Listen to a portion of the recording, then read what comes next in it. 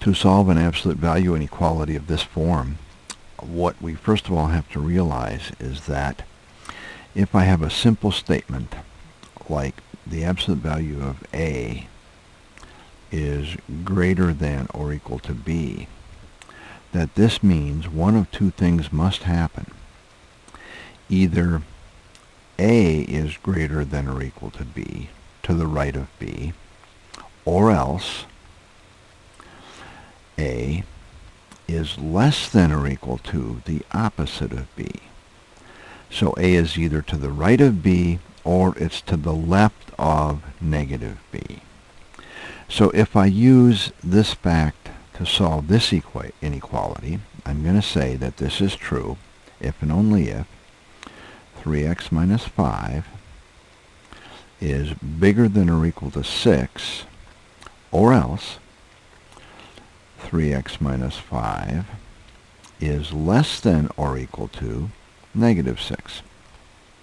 And I will solve each one of these inequalities separately, and I'll connect them with the word or.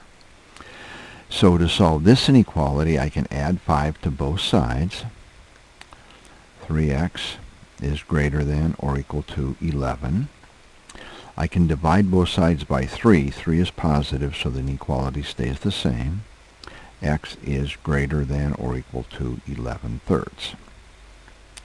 Or else, solving this inequality, if I again add 5 to both sides, I get 3x is less than or equal to negative 6 plus 5 is negative 1.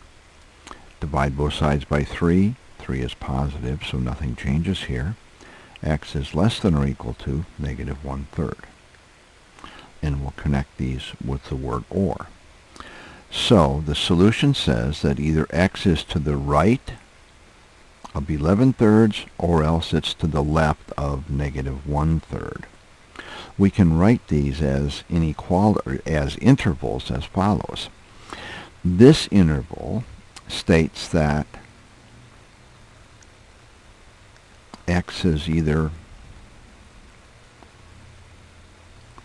to the left of negative 1/3 or else, and mathematically we could use the union symbol, x is to the right of 11/3. I could write square bracket 11/3, comma, positive infinity.